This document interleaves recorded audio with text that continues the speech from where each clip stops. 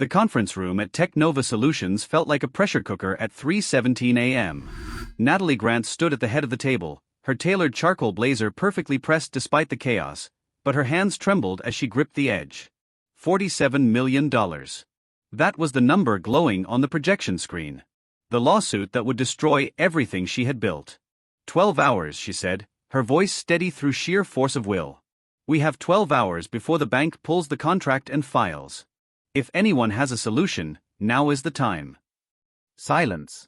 50 engineers had worked through the night. The company's AI security system had a catastrophic bug, exposing 2 million client records. Nobody could fix it. Then the door opened. Marcus Webb stepped inside, pushing his cleaning cart.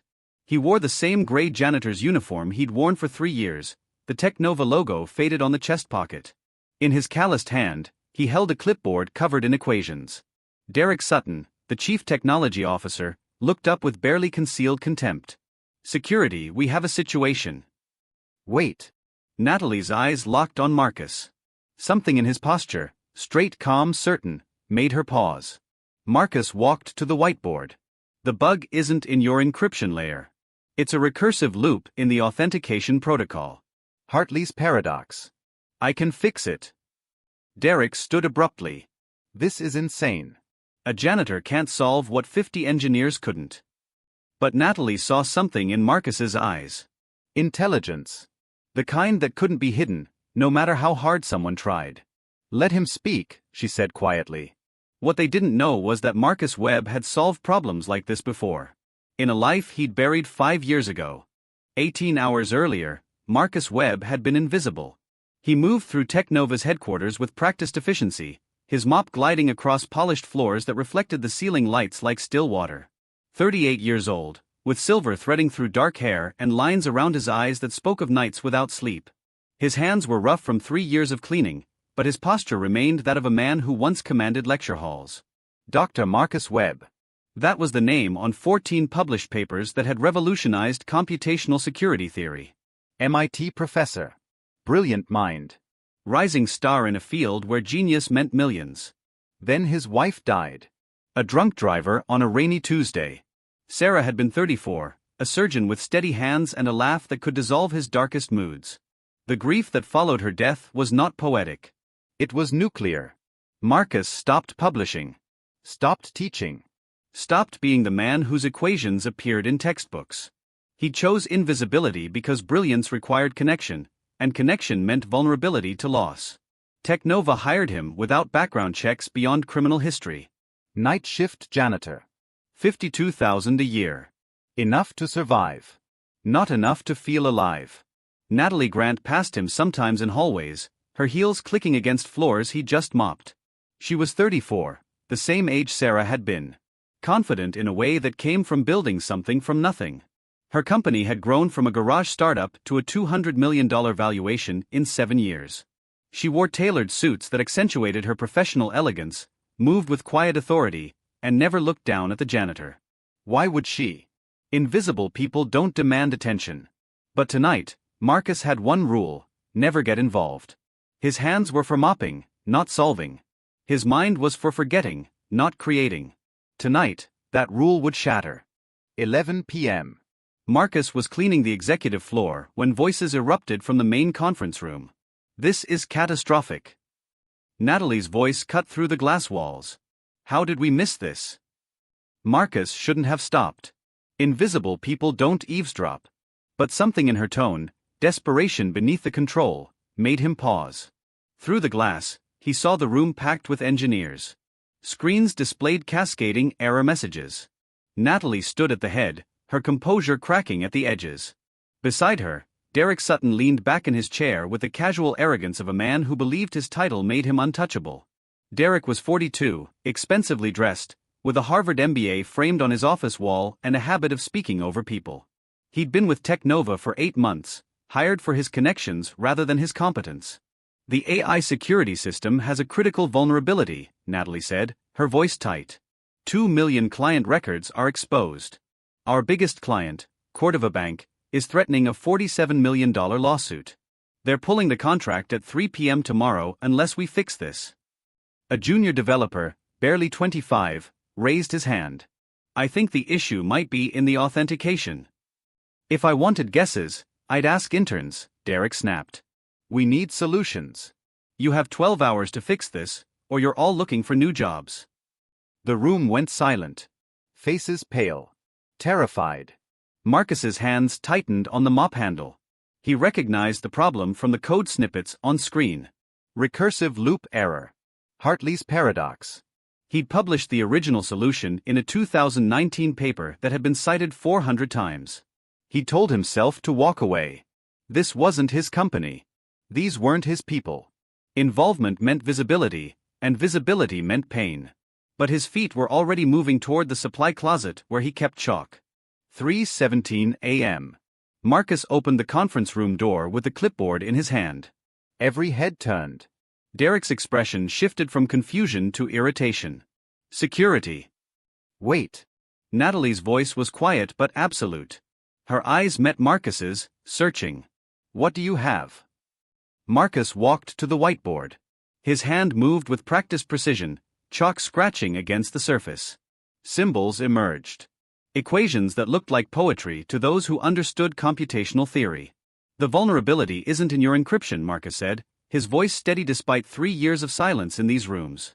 It's a recursive loop in the authentication protocol. The system validates credentials, but the validation function calls itself infinitely under certain conditions. That's Hartley's paradox. A senior engineer, a woman named Dr. Keisha Armstrong who'd been writing code since before Marcus started teaching, leaned forward. Her eyes widened. That's actually brilliant. But how did you? Marcus continued writing. The solution requires restructuring the validation sequence. Here. He sketched an algorithm that flowed across the board like music. This breaks the recursion without compromising security integrity. Derek stood abruptly. This is absurd. You're a janitor. You can't possibly. I taught computational theory at MIT for 8 years. Marcus set down the chalk, his voice calm but edged with something harder. I published 14 papers on recursive algorithms and security paradoxes. This bug is based on research I did in 2019. The paper was called Breaking Infinite Loops in Authentication Systems. It's been cited 412 times. The room went silent. Dr. Armstrong pulled out her phone, fingers flying. Her face drained of color. Oh my God. Dr. Marcus Webb. You revolutionized the field. I studied your work in graduate school. Derek's face went white. He recognized the name now. Everyone in computational security did. The engineers implemented Marcus's solution in 47 minutes. The system stabilized at 4:04 a.m. Error messages disappeared. Client data secured. The catastrophic vulnerability closed like a wound stitched by expert hands. By 6 a.m., the board reconvened. Natalie sat at the head of the table, exhaustion and something else, respect, visible in her eyes.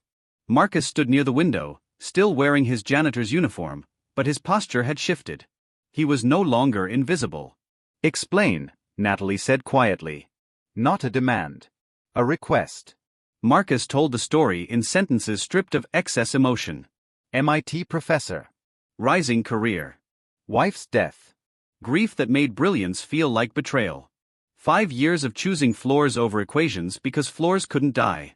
When he finished, Derek tried salvaging his position. It was a lucky guess. Anyone with basic coding knowledge could have. Stop. Dr. Armstrong's voice cut through the room. She stood, pulling up a tablet. I need everyone to understand something. Dr. Webb didn't just solve our problem. He created the foundational research that our entire security infrastructure is built on. Without his 2017 paper on layered authentication, companies like ours wouldn't exist. He's a legend. Natalie turned to Derek, her expression cold. You had 50 engineers working for 12 hours. They couldn't solve it. Dr. Webb did it alone in 2 hours while pushing a cleaning cart.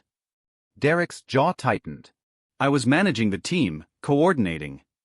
You were blaming junior developers and threatening jobs, Natalie said. You're terminated. Effective immediately. Severance will be minimal given tonight's failures. Security escorted Derek out.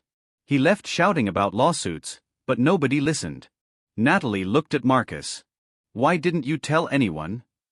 "Because brilliance makes you visible," Marcus said quietly. "And I wasn't ready to be seen." "Are you ready now?" Her eyes held his. Marcus didn't answer immediately. But something in him shifted. A door opening after 5 years locked. Natalie made her offer at 7 a.m. in her office, dawn light streaming through floor-to-ceiling windows. Chief Innovation Officer. 280,000 base salary plus equity. You'll lead our new research and development division. Build whatever you think we need. Marcus stood near the window, watching the city wake. "I don't know if I'm ready." "You saved 400 jobs overnight," Natalie said, stepping closer. Her voice softened. "You're ready." He turned to face her. Up close, he noticed things he'd missed while invisible. The intelligence in her eyes. The quiet strength in how she held herself. The way she looked at him now, not as a janitor, but as an equal. "On one condition," Marcus said. "I want to create a program. Hidden Genius Initiative. We recruit overlooked talent from non-traditional backgrounds. People working warehouse jobs who taught themselves to code. Single parents who couldn't finish degrees. Anyone brilliant enough to matter but invisible enough to ignore." Natalie smiled. Done. 3 months later, Marcus stood in TechNova's new innovation lab, teaching a computational theory seminar to 15 employees recruited through his program. A former delivery driver who'd built AI models in her spare time. A night security guard with a mathematics PhD from Ghana that US companies refused to recognize. A line cook who'd solved encryption problems for fun. Natalie watched from the doorway, admiration warming her expression. She'd attended every one of his lectures, stayed late for strategy sessions where their conversations shifted from professional to personal. Something unspoken passed between them in those moments. Respect deepening into something warmer. Marcus caught her eye and smiled. For the first time in 5 years, he didn't feel like he was betraying Sarah's memory by being alive. Some people hide from their past. Others are buried by it. But Marcus Webb proved that brilliance doesn't disappear. It waits for the moment when someone finally sees it.